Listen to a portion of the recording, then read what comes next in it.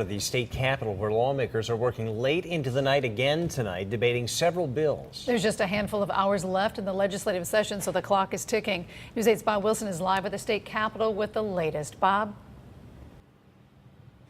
Right now, they're debating on how to refine voter ID. They're expecting the Senate to vote tonight on whether or not to let mixed martial arts back into Connecticut.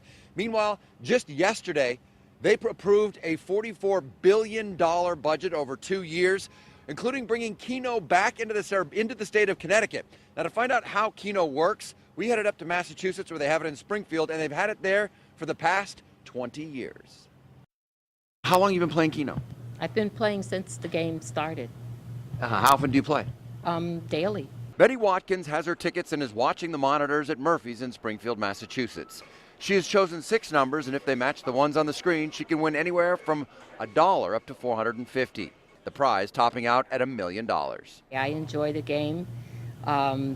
Winning isn't as easy as it used to be, but I still play. She says when she does win, it's usually between $2 and $20. Patrick Murphy runs the restaurant/convenience store in Springfield. What do you think will happen in Connecticut? I think Connecticut will have some success with it in certain locations, but I don't think it's going to be a windfall right away. It's something you kind of have to build towards. Now, Patrick Murphy, who's been running this for 20 years, says it is a good thing, but there are a lot of startup costs. If you take a look here, there has to be a TV monitor in at least one of each establishment, and that costs money. They also have to have the installation charges plus the computer program. He says you can't just flip the switch and expect money to come in, but eventually, once it gets up and running, he says it's profitable for both the business owner and the state.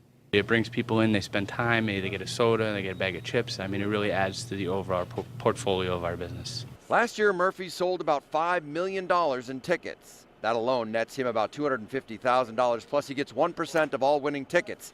And while the state of Connecticut estimates Keno will generate about $31 million over 2 years, Murphy says there was a learning curve when Keno first came to Massachusetts. I mean, I don't think it's very good for gas stations in some locations. You know, you don't want a person pumping at pump 7 and then sitting there for half an hour when the poor guy behind is waiting to get gas. So I think it's a thing about certain locations will do real well, but I don't think it's for everybody.